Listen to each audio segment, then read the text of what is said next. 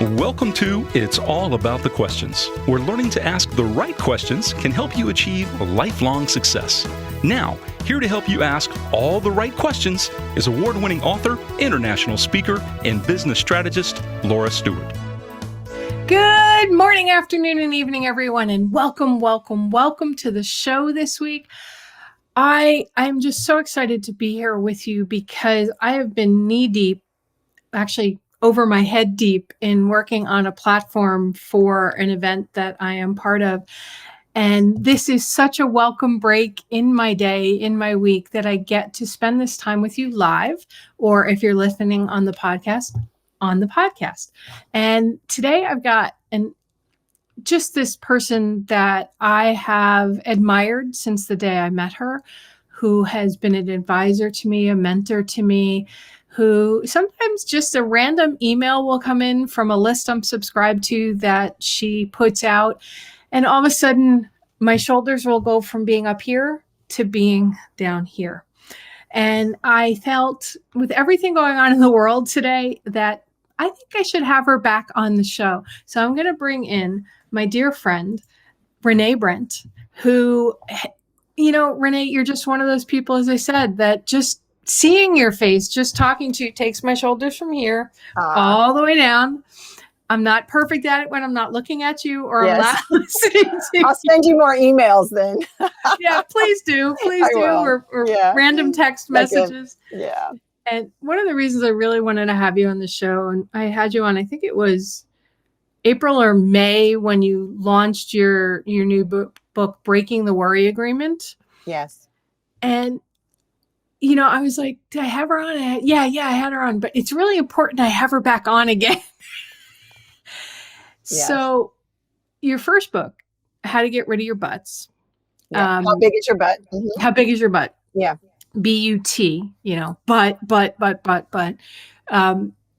really was powerful to me. And then Breaking Your Worry Agreement also just really fit because, I mean, I talk to my clients, I talk to myself, and I realize I'm using the word but way too much again lately with my health issues, with my ear.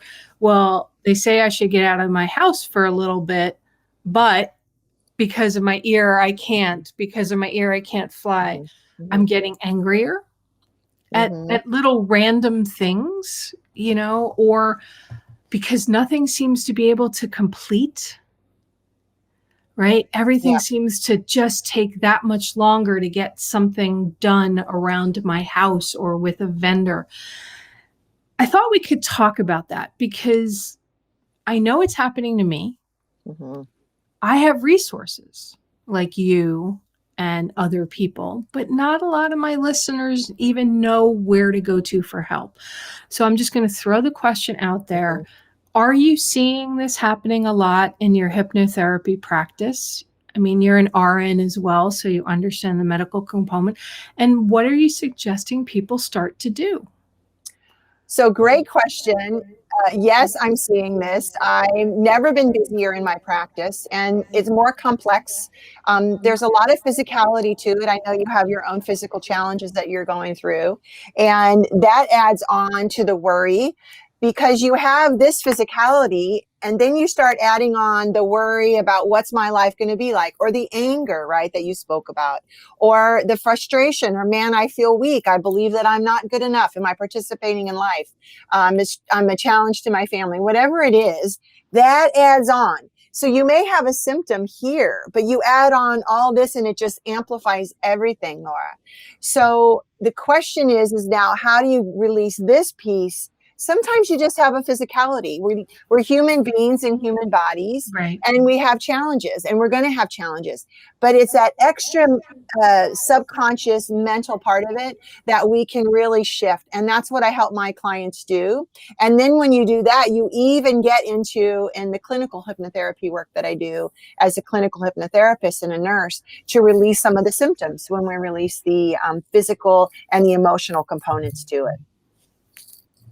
All right. So let's dive a bit deeper into that, right? Yeah. So you're seeing it. I'm seeing it. I am probably one of the least angry people I know, but anger doesn't just come from the moment. Well, sometimes it does, right? But then there's this other anger or frustration that's been there perhaps for a really, really, really long time. I know one of the things you taught me, and Dr. Joan Rosenberg taught me, who wrote 90 Seconds to a Life You Love, is that sometimes what we're experiencing in the moment might have started 20 years ago. Mm-hmm. But for some reason, some current event, like how many times do they have to replace or fix my upstairs AC before we get rid of the mold humidity issues, right? So what do you say to that? And how do people start working through that? So the first thing is, and the most healing thing is to acknowledge that you feel angry, right? To acknowledge how we feel. I want to remind everyone that there's not any emotion that is bad. An emotion is an emotion. It's what we do with it. If it sits here in our body and we feel that, or if we have some techniques to be able to release and let it go. I really have been working so much with my clients. Children, lots of children are coming up with this anger, by the way, Laura. It's not just adults, it's children who are also experiencing physical components to this. So it's the whole rant, the whole thing. But becoming the observer of the emotion. It's not bad. Of course, you're going to have frustration about this long-term thing and the air conditioning. You're going to have frustration, but it's what you do with it. If it moves into anger, and then that anger lens that you carry moves into everything in your life, the world, the people, the traffic, now anger has control over you. Do you know what I'm saying? Right. Yes. So it's really about understanding the lens you're seeing your life with. Now, there is real frustration and anger that can show up. And that emotion, the chemistry of that physicality of anger, let's say, really only lasts about 30 seconds. And then it releases. So that amplification of anger in particular, victim kind of thing. I know you don't hold the victim mentality. I know you well, but some people do when they're blaming other people, pointing the picture. Well, and sometimes I find myself going down that road going, no, stop that. You know what I mean?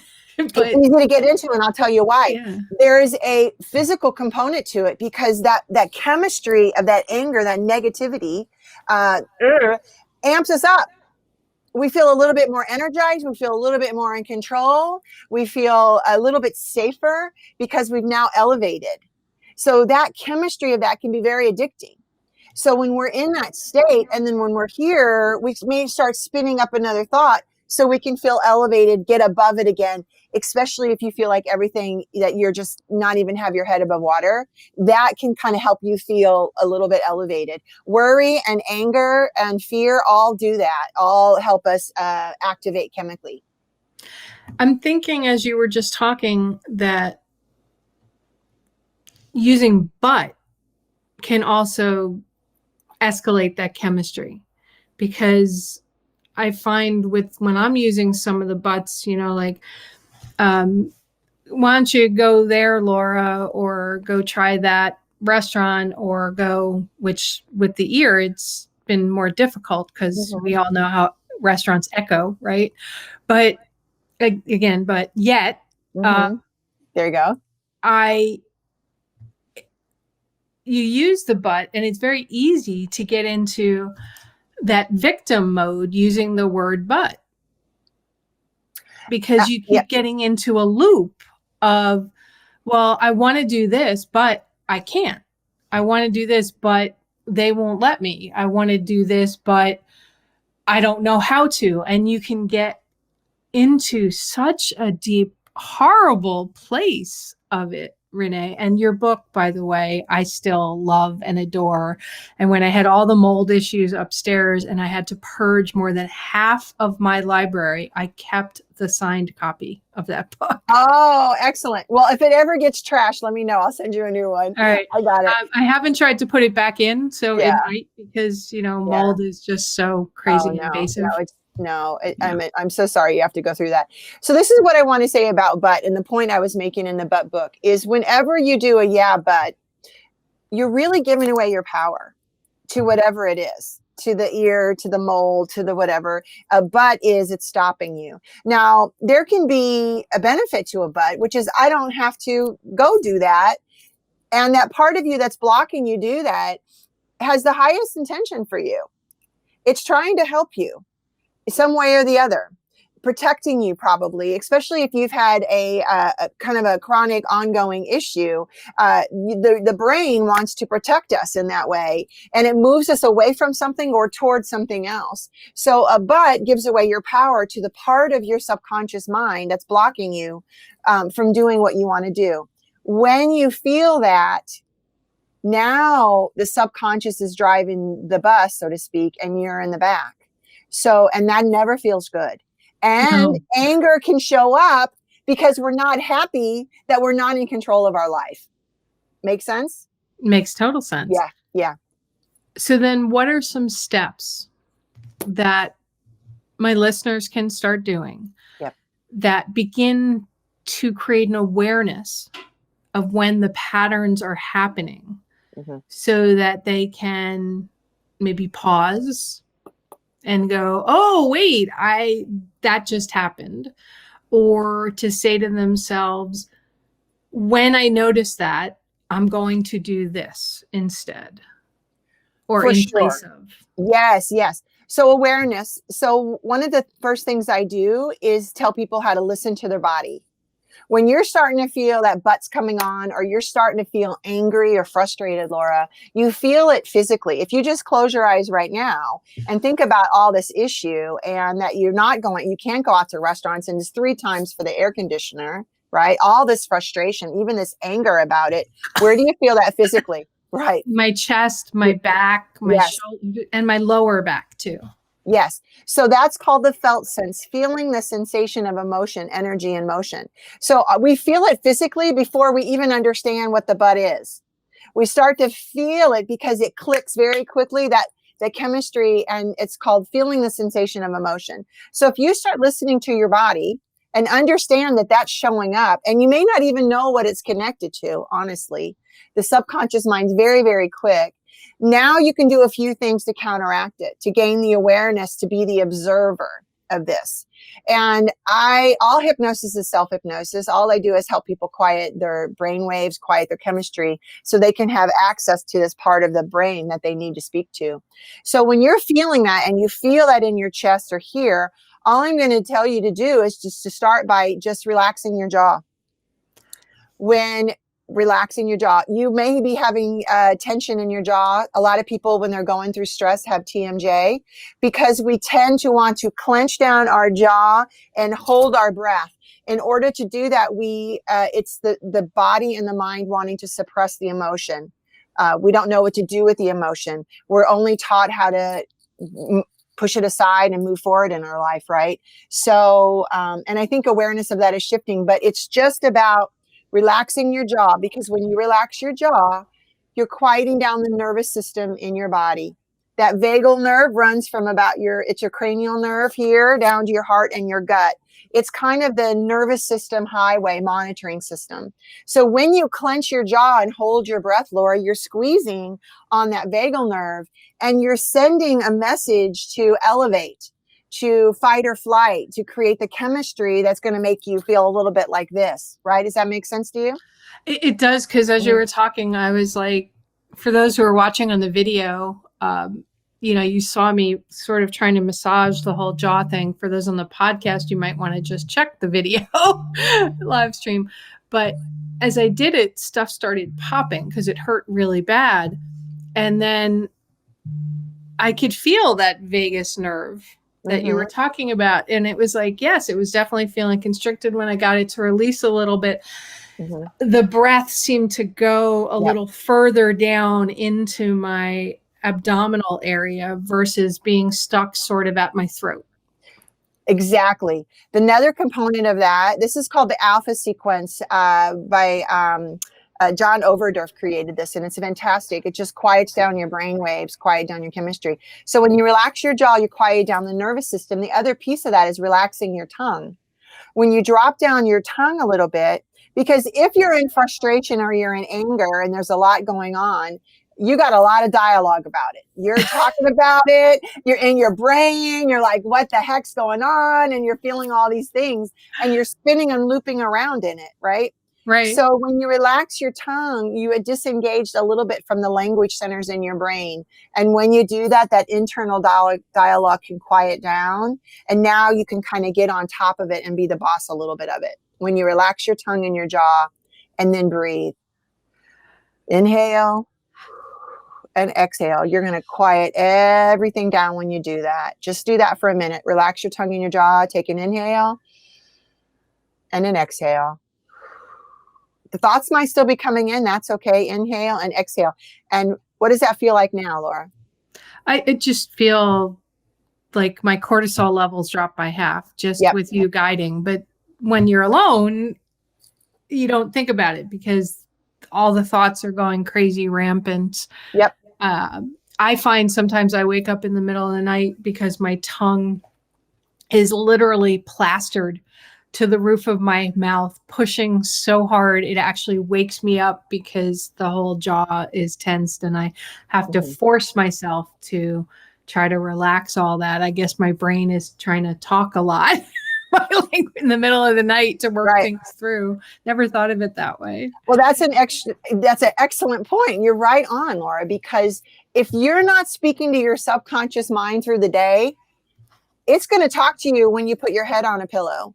If you're if you're drinking before you go to sleep, or you take a pill or something and you crash out without understanding that, it's going to wake you up in the middle of the night, right around 2 or 3 in the morning. And it's going to start talking to you as soon as you're aware, because the subconscious mind is always trying to work through stuff. It really is trying to help us. I promise you, even if it doesn't feel like it is, it really does have the highest intention. So the trick comes to doing this technique through the day.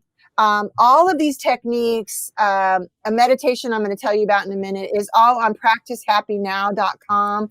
All people have to do is put in their email and they'll get a link to the bonus page. I have videos, I have meditations, I have a thing about children in there and how children are managing anxiety and worry. So please just check that out and you'll be able to get this technique called the alpha sequence right there on that page. So relax your tongue and your jaw and breathe. And it doesn't take long. It doesn't take. And one of the things I want you and your listeners to tell yourself through the day is, I gain nothing from XYZ. I gain nothing from holding on to anger. I know the other day I had a little bit of a sore throat. I don't have COVID. I know I don't have COVID. I know exposure. But I was like, but I'm very, very busy. I've never been busier in my life. I'm booked out till January in my calendar and trying to get people in. And there's a lot going on, right? Moving parts. So I had to tell myself yesterday, I gain nothing by being sick, because I didn't want my subconscious mind to think, oh, the only way Rene is going to take a break right now is if I make her a little bit sick and this amps up. Well, I wanted my subconscious to know I'm the boss and I hear you and I have a day off planned soon, but I gain nothing from being sick, or I gain nothing from holding on to this XYZ. Does that make sense? It does. I wrote, I gain nothing from, I gain nothing by. Mm-hmm. I know my listeners right now are going, well, I say that, but I don't really believe it. At what point does it become your body's belief in what you're saying? How many times do you need to say it? Do you need to set reminders? Do they need to put Post-it notes all over their house? I mean, at what point does it shift? Because for some, it seems like it never does, even though they say that they have faith, they believe, but it doesn't change. Excellent point. You really should have a show about asking the right questions, Laura. You're so good at it. You're so good at it. You're right on it. This is why I love doing interviews with you. So you're very right. When you're talking, the subconscious mind is behind a kind of an analytical filter. We don't have a conscious and a subconscious mind. I want people to understand that. I explain that for metaphorical reasons. So, but there is an analytical filter that kind of protects the subconscious thoughts, our hurts, our beliefs, our actions, our patterns. And that's about 95%, 90 to 95%, depending on what research you show. And 5% is conscious mind. So this analytical filter is very strong. And if you're trying to do all this positive talking and I gain nothing from this again and again and again and again, you're kind of like throwing, water balloons against a brick wall. The trick comes with lowering that wall with the technique that I just taught you called the alpha sequence. When you just quiet this down a little bit, relax and breathe, 5 breaths, you will lower this wall enough to talk to your subconscious mind and say, I gain nothing from this. On that same practicehappynow.com website, there is a meditation called parts. So if you have a certain behavior, I would love for you, Laura, to get this and talk to the part of you that is called anger and ask it, what's your job? What do you want from me? And you're going to get this exchange through this meditation that I lead you through to start gaining awareness. We can't change anything until we have awareness of it. And then once you have awareness, then you have to repeat. Once you give this part of you another job or another way of being, repeat. Why? Because the brain needs to take on a new way of being. You have repeated the anger or the buts or the pattern or whatever it is. It takes a while to retrain the brain because you've already trained it neurologically to go automatically in that way. So we need to keep repeating, and eventually you'll be the boss and it'll just shift. So it's like when you're driving on the highway, I-95, whatever the highway may be, and the pavement is old, trucks have been driving on it, cars have been driving on it, and your car is driving on it, but you have trouble kind of staying in the spot on the lane because maybe the width of your tire are different than every other thing that's been on it. So you're kind of wiggled and you're like, well, I'm going to change my lane. And you try to change the lane, but you feel like you have to go really hard because there's this rut in the road that you have to get out of.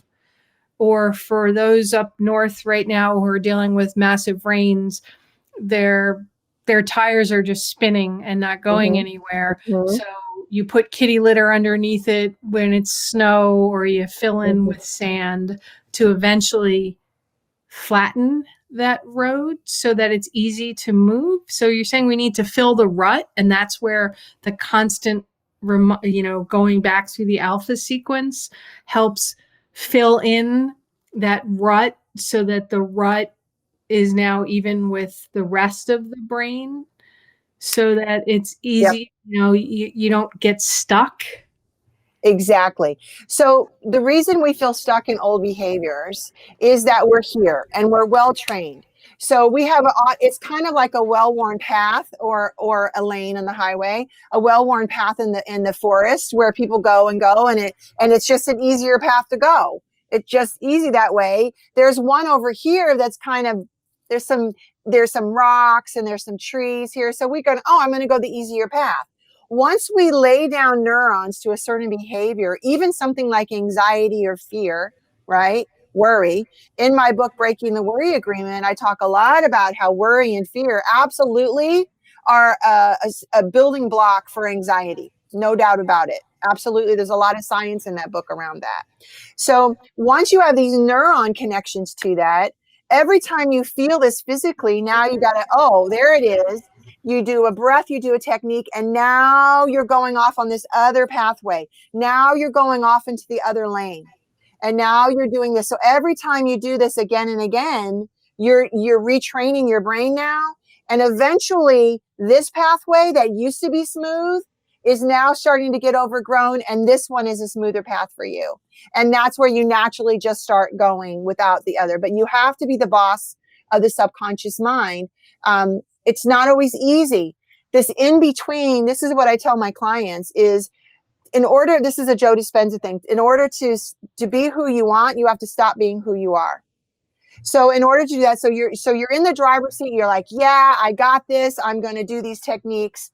Well, you get kind of in here. This is called the in-between, and it can get a little uncomfortable. It can get a little bit uncomfortable with the newness of it, the challenges. That's why people start a meditative process or they go on a diet and then they stop because it's uncomfortable, right? Because you're still kind of working against the grain. You're still trying to get out of that lane, Laura. Okay. So it's like, well, forget it. I'm just going to stay in this lane. And we go back to who we are. So one of the techniques that I teach is to be prepared for the in-between, the uncomfortability. If a client tells me, they calls me like, I'm just feeling really uncomfortable. I don't think I'm coming in today. And I'm like, no, that's exactly when you should be doing this work. Because the uncomfortability is you're just about ready to make a shift. So it's good news to all of you listeners. If you're feeling uncomfortable and you're trying to make the change, just hang in there because you're almost there. You really are. And you have to have a clear picture of where you're going, because that's going to help you see where you're going, see the off-ramp on this highway. That's called hope, and see it. And then when you see it, you'll work each day to create it. And what if you're saying to yourself, you're going along this path, you've been saying all these things, and you're starting to see, improvements. Mm-hmm. And I know that you work a lot with people who may be struggling with eating disorders or with other behaviors that they would like to change, whether it's smoking, food, whatever, Addictions, addictions, PTSD, whatever it may be. Right. You have this moment of light where you go, oh, I'm doing this. I've got this. And then you're like, okay, well, I don't need to do the alpha sequence as many times a day. I don't need to watch my language the way I was. And then it feels like you have this, it's almost like, I'll use the words that I've used for myself. Oh, well, I've got this. I don't need to pay attention to it anymore with certain things in my life, right? Yeah. So I'm okay. Well, I could have a piece of chocolate or a piece of cake and I'll be fine and my body won't hurt from it. Or it's just easier today to not do the meditation or do this because I've got 100 things on my plate that have all slammed. Since it's all been working fine, if I skip a day, it's okay.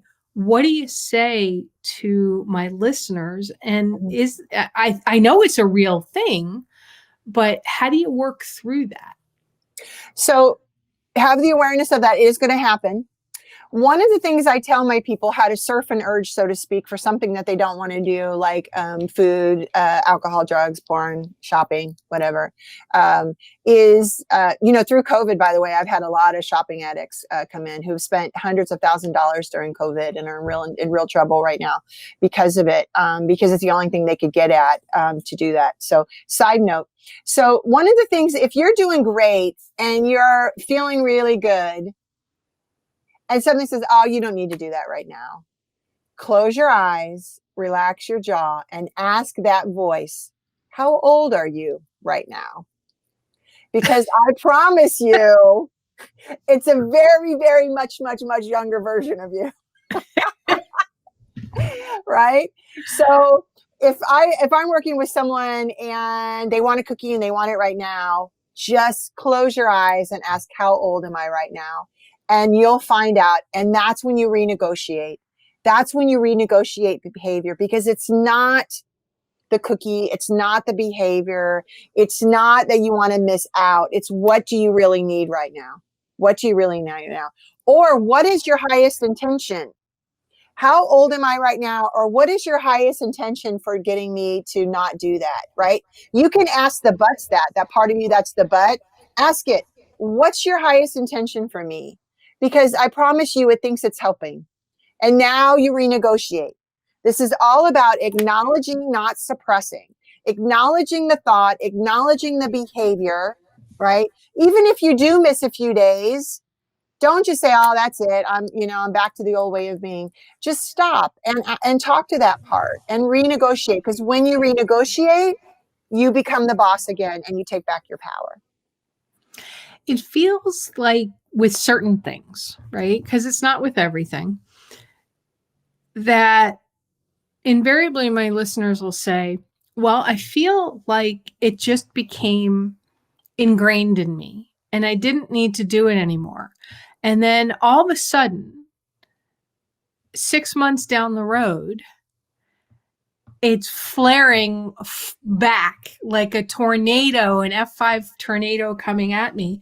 And everything that I had built up is now gone.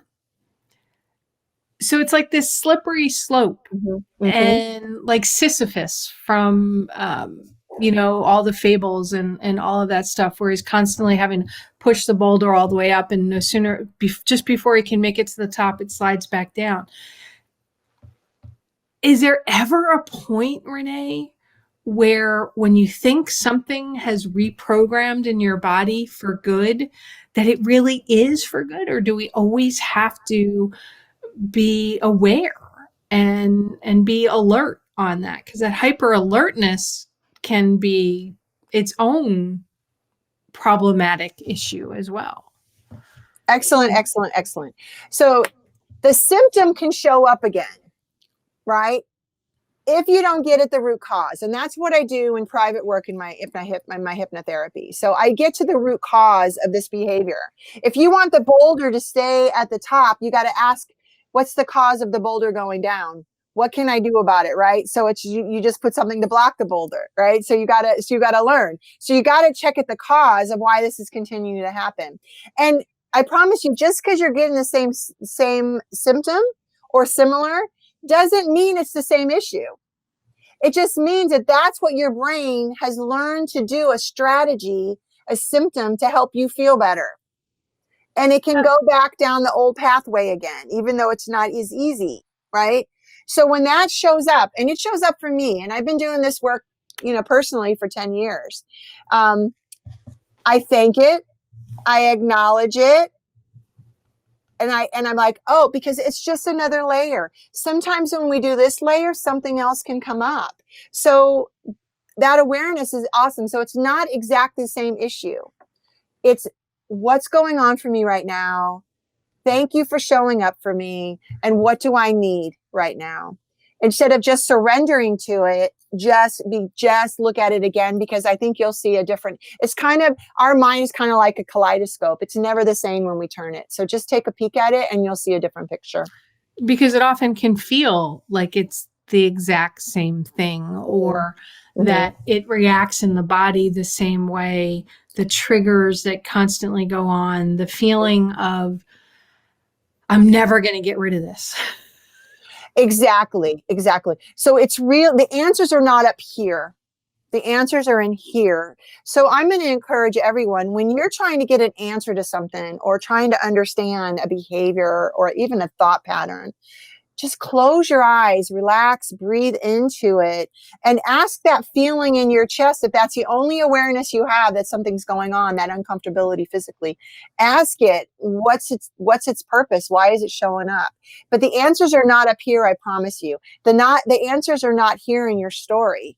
When someone comes to me and we're talking and they hear a story, I listen to them, but I listen completely different than other people, because I hear blah, blah, blah, worthless, blah, blah, blah, anger, blah, blah, blah, my mother, blah, blah, blah, my dad died. This is what I'm hearing. And the story is just the story, but it's the context that's in between. So our words are so important. So I'm getting beliefs, I'm getting emotions, and I'm getting past events that have happened to people, because that's how we imprint it in their mind. So if you're working on an issue and then that it feels very much the same, just perhaps you need to just look a little bit deeper into that. Maybe with some more meditations, maybe a professional to be able to get at it. But I help people pick the roots all day long. And I'm very lucky to be able to do that with people. So don't give up. Keep going at it. When you're the boss of your subconscious mind, it's really a beautiful thing. And if you're in anything other than trusting yourself that you can handle whatever comes your way, and I'm speaking to you, Laura, right? Because you've been through a lot. When you're in doubt, or when you're in fear and anger, I want you to just close your eyes and ask yourself, what am I forgetting right now? Because when we're in lack of trust, we're forgetting that we are powerful. You're forgetting all the things that you've been through in your life. So just take a moment, connect to how incredible you are, connect to that inner child, let that inner child know that they're safe, that you got their back, and you'll start to see shifting. and awareness. Mm. So that brings up lots of emotions, lots of thoughts. I wrote several different thoughts down and also gave me more peace. Dropped my cortisol down quite a bit. But I'm trying to formulate the right way to phrase this question. I've seen this with friends. I see it with myself. Sometimes it's easier to avoid or say, I have too many other things to do. So the 10 minutes it might take to prepare a sandwich versus grabbing the cake or cookie on the counter, which I've gotten to the point where I can't even have any of that in my house. And after my gallbladder surgery, I couldn't eat anything. So I was like, I can't find anything that I could possibly eat. So why bother eating? You know, you kind of get to that. So you'd think I'd be like 50 pounds lighter, but guess that wasn't my path. But anyway, like, rather than meditate, I know this for me and for a lot of other people, it's like, well, I don't really have time to meditate, but I have time to binge watch something on Netflix or on TV or one of the other streaming platforms. I have time to call somebody and chat or go surf the internet rather than spend, as we've seen multiple times so far on the episode today, in 30 seconds, you took somebody through something. But it's easier, it seems, when there's some outside force saying, hey, Laura, hey, listener, hey, whatever, close your eyes and take a deep breath. That reprogramming of that brain to do that, especially in the early stages, when the ruts are so deep, it's like you are you're inside something with super high sides that you can't even begin to see the light to reprogram that. How can you advise on how to do, like, you're sitting there, you're like, I am so tired. I'm just going to watch TV to shut my brain off. And 3 hours later, the time is gone. You don't feel any better. You feel worse because now the brain's going even more saying, well, now you suck because you watched TV for 3 hours, or you actually went to the store and bought junk food rather than take some lettuce out of the refrigerator and put it there with a hard-boiled egg, right? I'm making stuff up, but some of it's a lot real. No, it's very real for many people. It's been real for me. Yeah. And if it's real for me, I know it's real for my listeners. 100%. So this is the thing. It's easier for us to want to go out than go in. That's why one of the things I taught you today was close your eyes and go in, because that's where your answers are. I don't really hypnotize people, Laura. I dehypnotize people, right? Because they're hypnotized by their own negative beliefs. They're hypnotized by their patterns. They're hypnotized by their powerlessness, which really isn't even true. It's not true. We're not powerless. We're really powerful when we connect to it. The dominant emotion will always win. So that's why this picture of where you're going and what you want needs to be bright. We need to acknowledge it every morning before you even open your eyes, what your motivation is today. See yourself in the future, how you want your day to go. Because if you do that before you open your eyes every day, I call that pre-programming. When you pre-program your subconscious mind, kind of like having a personnel meeting and letting everybody know this is the kind of day we're having, then you're the boss. And when you're the boss, it feels better. But you have to have a picture of where you're going. You have to see that when I get this or when I feel that, right, then I'm going to feel free. Then I'm going to feel open. Whatever it is that you're looking for in your life, peace. And so connect to that each day before you even open your eyes. That will help you. Okay, so take us through what that might look like. I do it every morning. So I'm a big snoozer. I will calculate 2 snoozes in my day. So I know if I have to be, I did it this morning. I had a networking meeting earlier and I had to be out of bed by 6:10. So I set the alarm for 5:45. So I knew that I had a couple snoozes. I do this and I love it. And pushing the snooze button is like, you go, girl. That rebel in me, that's how I feed her. She's like, yeah, we're going back.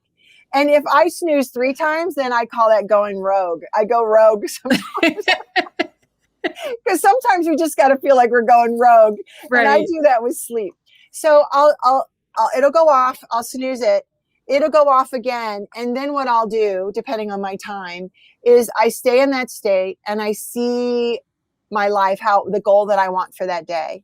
And when my eyes are closed, because remember, as you're coming out of sleep, you're in a natural brainwave anyway, alpha brainwave of hypnosis. So you're already programmable. This wall is down when you're on your way out of sleep. So take advantage of that and tell yourself, today I'm going to eat healthy. I'm going to crave, and subconscious, I want you to help me crave yummy foods and these foods that I want for today. If I really encourage people who are having food issues and eating issues to pre-plan their food the night before and only stick to that. Now, if you want to add something yummy the next day, then add that night, right? Oh, tomorrow I want a yummy piece of cake, or tomorrow I really want to get a hamburger. Plan that in your food for the next day. So plan your food. So tell you how you want to eat that day. Today, I know that I have to deal with Joe Schmuck and I want to stay calm, or I know that the air conditioner people are coming again for the 25th time, and I'm going to stay calm and I'm going to stay relaxed. So now you're telling your subconscious mind what we're doing today. Because if you don't do that, by the time you put your feet on the ground and into the bathroom, you're in an emotional Groundhog's Day. So really just talking to your subconscious mind to gain clarity of how you want your day to go. Okay, I love that. You said something in there about you going rogue. Yeah. When you hit that snooze button for the third, fourth, or fifth time. Yep. Which brought up a question for me. So you've started your morning, you're setting your day, your tone for your day while you're in that sort of almost awake state. Mm-hmm. But somewhere during the day, there's that rogue part of you that goes, I don't want to stick to this. I just want that over there. Or I want to go do this in the middle of my day instead of what I need to do. How do you deal with the rogue when it wants to hit that snooze button or derail the plans throughout the day? So it's really about knowing you're the boss, right? And you could ask yourself, how old am I right now? Or you could just renegotiate. And you don't renegotiate out here, you renegotiate in here. So dropping in, relax your tongue in your jaw and say, hey, I appreciate you wanting to go and, buy that big German chocolate cake. But how old are you? What do you want? What do you really need right now? Do you really need a German chocolate cake? No, I need you to feel connected. I need for you to do something that makes you feel a little bit happier. Work all the time is not working for me. Anger is not working for me all the time. You need something that's going to make you feel better. Oh, okay. So you're trying to make me happier. Yes, I am, says Miss Rogue. And then you say, okay, can we do it differently? Can I promise that we're going to go do something fun in tomorrow or to eat this evening? And you will help me crave healthy foods. So it's about renegotiating. There's no thought. There's no emotion that is bad. It's about acknowledging, not suppressing, saying, oh, that's interesting. I thought I was doing great today. And all of a sudden I want to pull in and get McDonald's French fries. Okay. Just stop for a minute. Ask, what do you need right now? And if you renegotiate and it's something you really want to do, then get the damn French fries and be okay with it, right? Acknowledge. Or all right, watch the show on TV. Exactly. Or take the walk when you know you've got 6 hours left of work to do, but go take a 10-minute walk. I think if you think you're going to have to work full down, nothing going on for 6 hours, my Miss Rogue is going to show up and she's like, no, not's going on. I have a chapter in my first book, How Big Is Your Butt, called Don't Forget to Have Fun No Matter What. So I have a beautiful relationship with my inner child and she likes to have fun. She's a bit silly. And if she doesn't get to do stuff, she likes to eat sugar. So I have to plan and it's a little bit harder during COVID. So I really had to get really serious and about food choices. So I lost 50 pounds during COVID because of my just amping down and really getting, no, we can't do that. So the point is, plan something fun, once a week or once every 2 weeks. I plan a getaway now about every 6 weeks or something because I am so busy.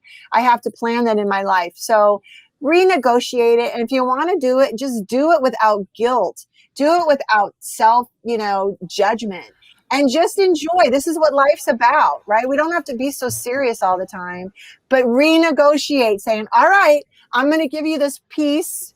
We don't have to buy a whole cake. We can buy a piece. I'm going to give you a piece of this. And then you're going to allow me to do the rest of my work, or you're going to let me, get up in the morning and go exercise. It's really just about renegotiating and having fun with it. Don't take things so seriously.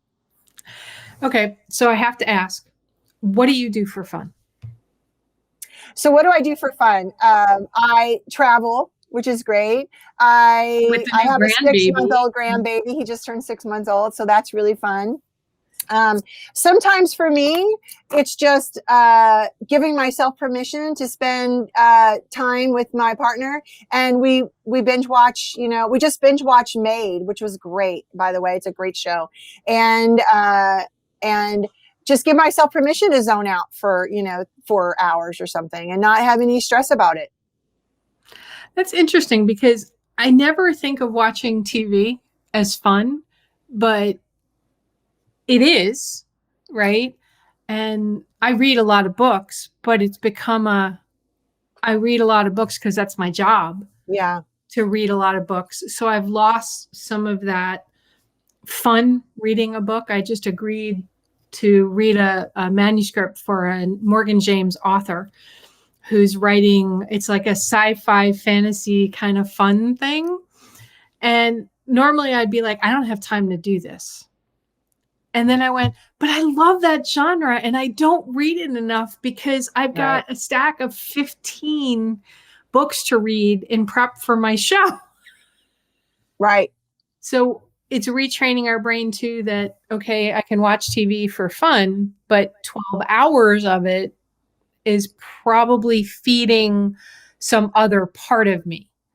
Yes. If you're in partnership and you're the boss of your subconscious mind, you can renegotiate behavior. If you're not the boss, it's going to just steamroll you and you're going to be on a binge eating for 2 weeks, or you're going to be watching for 12 hours and you're not in control. So it's renegotiating. I mean, I could sit down and watch some TV. I like that. And so what I'll do is I'll renegotiate with, okay, I'm going to watch, 2 episodes of this and then we're going to go for a bike ride. And then if I want, when I come back, I can watch some more episodes. But usually once I interrupt that and come back, I don't really watch it anymore, or I do something different. So the idea of fun, I have so many people who've lost their idea of what fun is for them.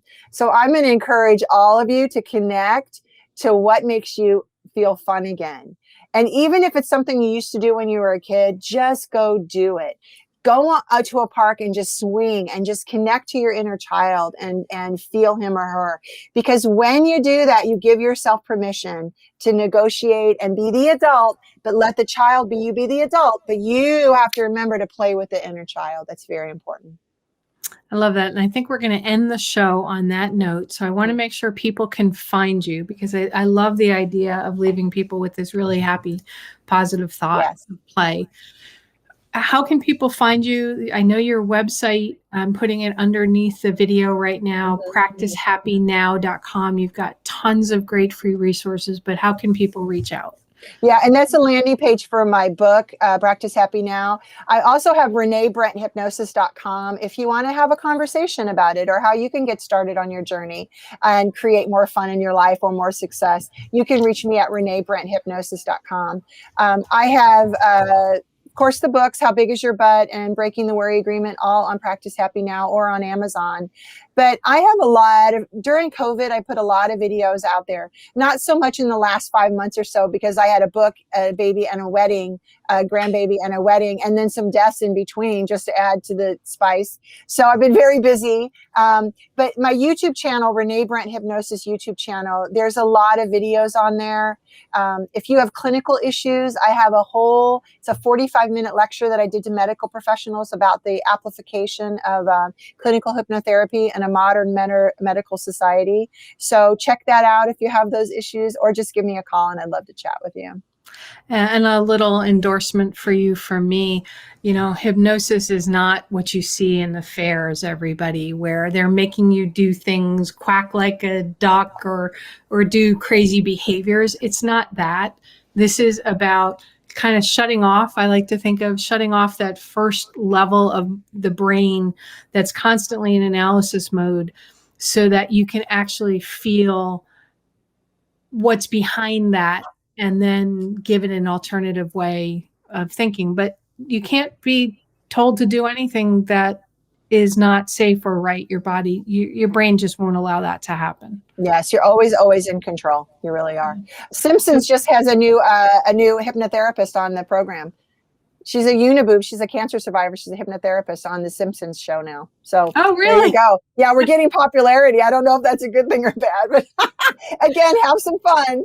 Why not? Well, all I know is, I want to thank you for being back on the show, for writing your 2 wonderful books, How Big Is Your Butt and Breaking the Worry Agreement, and for always just being here and being a dear friend, and for putting out that content that you do, Rene, because you're making a difference in the world. And I still can't believe you're a grandma. Sorry, it's just not there for me. I understand. It's amazing.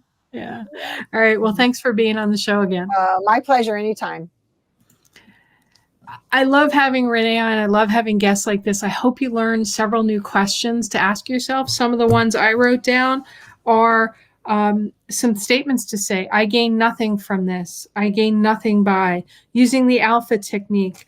Giving yourself permission to change, to not allow those behaviors to control you, but for you to change how you think about yourself and how you interact with the world. Go to Rene's websites, check her out. If you need more than just those meditations, give her a shout. Go to her website and reach out, or find a hypnotherapist near you, a therapist, anybody that can help you if you can't break those patterns yourself. Because I promise you, you're worth it. I know I am, therefore you are. Have a great day, everyone. And remember, the right questions can change your life. So what are you asking today? Have a great day, everyone. You've been listening to It's All About the Questions, starring Laura Stewart. Connect with Laura at it'sallaboutthequestions.com and download a free workbook that will help you ask better questions starting today.